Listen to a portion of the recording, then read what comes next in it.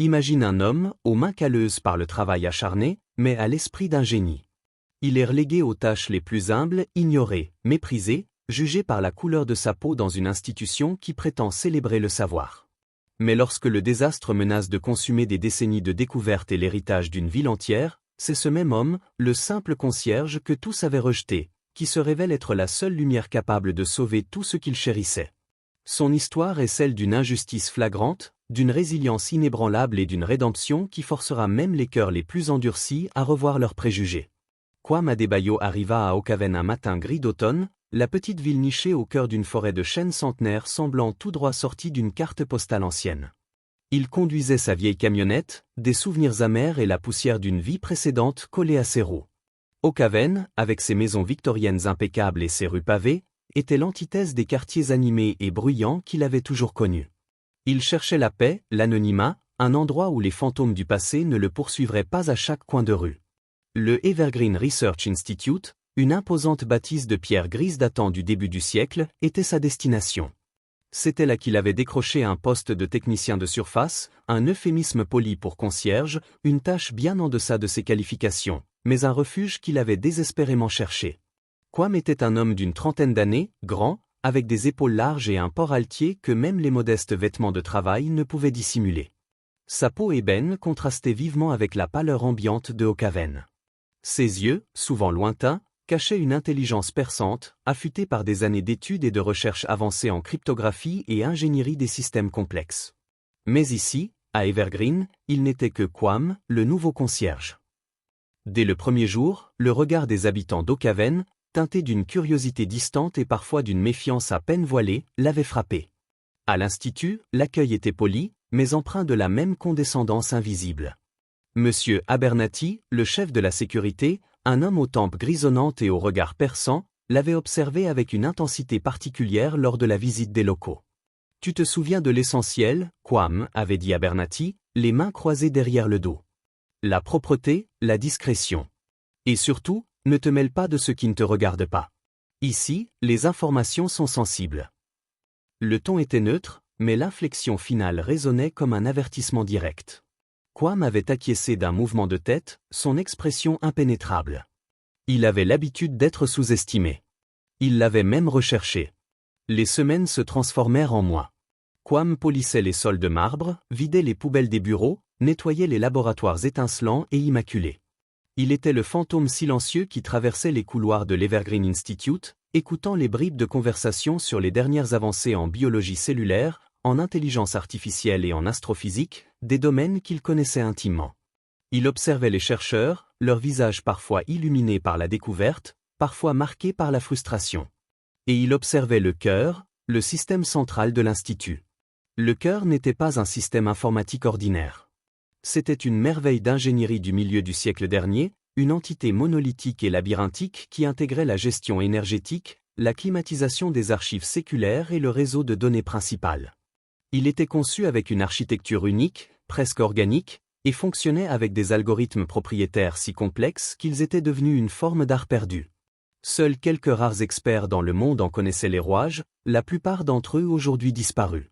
L'Institut, fier de son héritage, avait toujours refusé de le remplacer par des systèmes modernes, préférant entretenir cette relique technologique, persuadé de sa robustesse intemporelle. Kwame, dans ses rondes nocturnes, avait développé une fascination pour le cœur. Alors qu'il passait l'aspirateur dans la salle des serveurs, il pouvait sentir les vibrations, entendre les bourdonnements subtils des relais, les chuchotis électriques de ses entrailles. Il avait même, sans y être invité, commencé à remarquer de légères anomalies. Un pic de chaleur ici, un décalage infime dans la pulsation des ventilateurs là.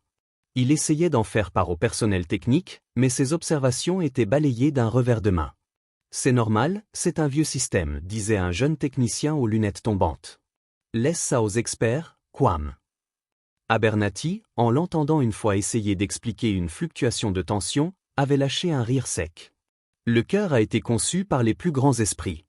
Je doute qu'un homme avec une serpillière puisse en déceler les faiblesses. » Un soir d'hiver, un blizzard inattendu s'abattit sur Okaven. Les arbres pliaient sous le vent glacial, et la neige s'amoncelait en congère. Vers minuit, une alarme perça le silence de l'Institut. Un voyant rouge clignotait frénétiquement sur le panneau de contrôle du cœur. Kwame, qui était en train de polir le sol de la bibliothèque principale, sentit une vibration inhabituelle dans le sol. Il se précipita vers la salle des serveurs. Le jeune technicien de permanence était déjà là, le visage pâle. « Je ne comprends pas, Kwame. Tout semble fonctionner, mais le système est instable. Les réserves d'énergie baissent anormalement vite. Si ça continue, le cœur va s'éteindre. » Abernathy arriva quelques minutes plus tard, son visage généralement impassible trahissant une légère anxiété. « Qu'est-ce qui se passe ici ? » « Le cœur est en train de mourir, monsieur, répondit le technicien, sa voix tremblante. « Je n'ai jamais vu ça. C'est comme s'il se vidait de son énergie, mais sans aucune panne identifiable. » Abernathy fixa Kwame. « Tu ne devrais pas être là. Va faire tes rondes habituelles. » Mais Kwame ne bougeait pas. Il fixait le panneau de contrôle, les yeux plissés. C'est la boucle de régulation des résonateurs harmoniques. Elle est en désynchronisation avec le modulateur de phase principal. Un silence stupéfait s'abattit sur la pièce. Le technicien et Abernathy le regardèrent comme s'il avait prononcé des incantations en langue étrangère. « Qu'est-ce que tu racontes, Adebayo ?» grogna Abernathy. « Tu t'imagines ingénieur maintenant ? Laisse ça aux vrais professionnels. » Les données de flux énergétiques le montrent clairement, continua Kwame, imperturbable. Et les vibrations, elles sont en légère dissonance, un motif que j'ai repéré il y a des semaines. Je pensais que c'était une dérive, mais c'est un amorçage de rupture de résonance. Les heures qui suivirent furent un chaos contrôlé. Les experts du cœur, appelés d'urgence, commençaient à arriver, luttant contre le blizzard et les routes enneigées. Mais même les plus chevronnés semblaient perplexes. Le problème était insaisissable. Le système continuait de perdre de l'énergie, menaçant de couper l'alimentation électrique non seulement de l'Institut, mais aussi de potentiellement désactiver les systèmes de sécurité d'autres infrastructures critiques de la ville qui dépendaient indirectement de la stabilité de l'Evergreen Institute pour certaines fonctions. Les archives, d'une valeur inestimable, et les projets de recherche en cours risquaient d'être irrémédiablement perdus. La panique commençait à gagner le personnel. Le docteur Elias Thorne, le directeur de l'Institut, un homme imposant aux cheveux blancs impeccables, arriva enfin, son visage grave. « Où en sommes-nous » Sa voix était empreinte d'une autorité naturelle, mais aussi d'une anxiété palpable. « Nous ne parvenons pas à isoler la panne, monsieur, » expliqua un ingénieur en chef, le front perlé de sueur. « C'est comme un cancer invisible qui ronge le système de l'intérieur. » Kwame s'était tenu en retrait, observant, écoutant. Mais à chaque mot des experts, il était de plus en plus certain de son diagnostic. Quand il vit l'ingénieur s'apprêter à tenter une réinitialisation générale qui risquait de détruire le cœur définitivement, il ne put plus se contenir. « Arrêtez !» Sa voix, claire et forte, traversa le brouhaha des conversations tendues. Tous les regards se tournèrent vers lui. « Adebayo, qu'est-ce que tu fais ?» s'écria Abernathy, tentant de le repousser. « Ce n'est pas le moment pour tes inepties. » Kwame le repoussa doucement mais fermement. « Si vous faites cela, vous le détruirez. Le système n'est pas en panne, il est désynchronisé. Il se bat contre lui-même. Une réinitialisation brutale provoquera un effondrement en cascade des résonateurs. » Thorne, les yeux plissés, regarda Kwame, puis les autres experts. « Qui est cet homme ?»« C'est juste un technicien de surface, monsieur, » répondit Abernathy, visiblement exaspéré. « Il a des idées fixes sur le cœur. » « Des idées fixes ?» répéta Kwame, son calme impressionnant face à l'hostilité ambiante. « Je suis titulaire d'un doctorat en ingénierie des systèmes complexes du MIT, avec une spécialisation dans les architectures de calcul distribuées et les infrastructures legacy, Dr Thorne. J'ai passé les 6 dernières années de ma vie à travailler sur des systèmes comme le cœur. Je l'ai observé. Je le comprends. » La salle tomba dans un silence glacial. Un concierge, docteur du MIT? L'affirmation était si invraisemblable qu'elle en devenait presque comique, si la situation n'était pas si désespérée. Thorne, malgré sa surprise, était un homme pragmatique. Il observa le visage de Kwame, la conviction inébranlable dans ses yeux. « Et que proposez-vous, docteur Adebayo ?» Le docteur résonna dans le silence, un mot jamais prononcé en direction de Kwame à Evergreen. Il faut isoler le modulateur de phase principale et le resynchroniser manuellement avec les sous-systèmes des résonateurs, un par un, expliqua Kwame, se rapprochant du panneau de contrôle. C'est un processus délicat, qui demande une connaissance intime de l'architecture spécifique du cœur. Une mauvaise manipulation pourrait tout faire exploser. L'ingénieur en chef intervint, c'est une procédure extrêmement risquée. Il faut des codes d'accès de niveau maître que seul le concepteur original et quelques hauts responsables ont. Quam hocha la tête. Je les connais. J'ai passé des mois à étudier les schémas d'ingénierie qui traînaient dans la salle de maintenance, ce que personne ne lisait plus. C'est une architecture élégante. Unique. Il avait effectivement, au cours de ses rondes, trouvé et méticuleusement étudié les anciens manuels et plans techniques poussiéreux du cœur, par pure curiosité intellectuelle. Les yeux de Thorne balayèrent la pièce. Tous les autres avaient échoué. Le temps était compté. Le sort de l'Institut et d'une partie de la ville reposait sur une décision rapide. Il prit une grande inspiration. Donnez-lui accès. Faites ce qu'il dit. Abernathy voulut protester, mais le regard de Thorne le cloua sur place.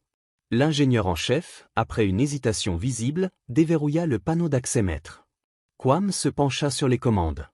Ses mains, si souvent utilisées pour nettoyer, s'animèrent avec une précision et une dextérité étonnantes. Il parlait à voix basse, décrivant chaque étape, expliquant la logique derrière chaque manipulation. Il ajustait des micro-interrupteurs, récalibrait des potentiomètres avec des outils d'une précision chirurgicale qu'il semblait avoir conjurés de nulle part. Les yeux rivés sur les jauges et les courbes fluctuantes, il devint un avec la machine. Le murmure subtil des relais revint, plus régulier, plus puissant. La danse des aiguilles des compteurs de fréquence se stabilisa. L'énergie commença à remonter lentement. Les minutes s'étirèrent en une éternité. Chaque personne dans la pièce retenait son souffle, observant avec une stupéfaction grandissante ce concierge transformer une catastrophe imminente en une démonstration magistrale de compétence. Le blizzard faisait rage dehors, mais à l'intérieur, une autre tempête, technologique celle-là, était en train d'être domptée par des mains inattendues. Finalement, Quam recula, essuyant une goutte de sueur de son front avec le dos de sa main.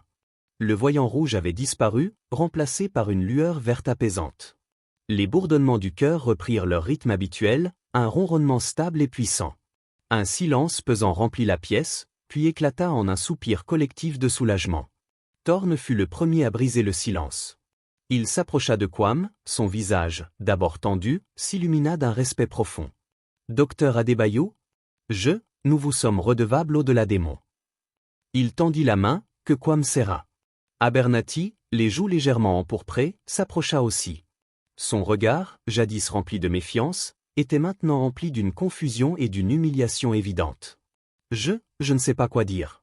Je vous ai mal jugé, Quam. Profondément mal jugé.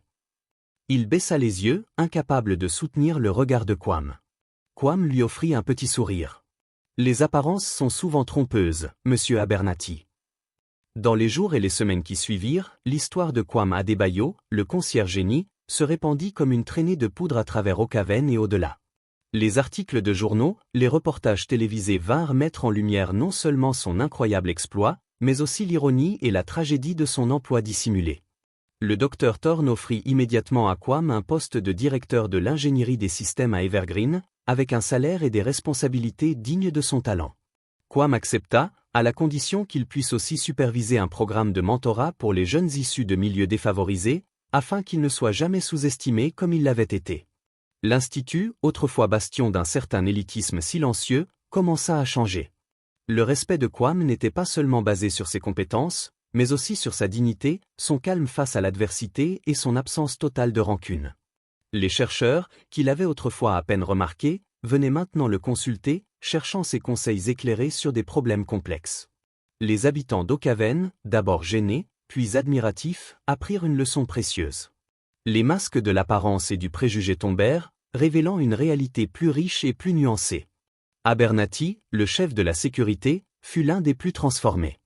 Il commença à remettre en question ses propres perceptions, à défier les stéréotypes qu'il avait inconsciemment portés toute sa vie.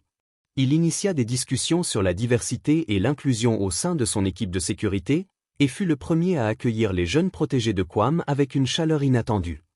Quam, enfin reconnu pour sa véritable valeur, ne perdit jamais son humilité. Il continuait de passer devant les salles qu'il avait autrefois nettoyées, se souvenant de l'époque où il était invisible. Mais il n'était plus un fantôme.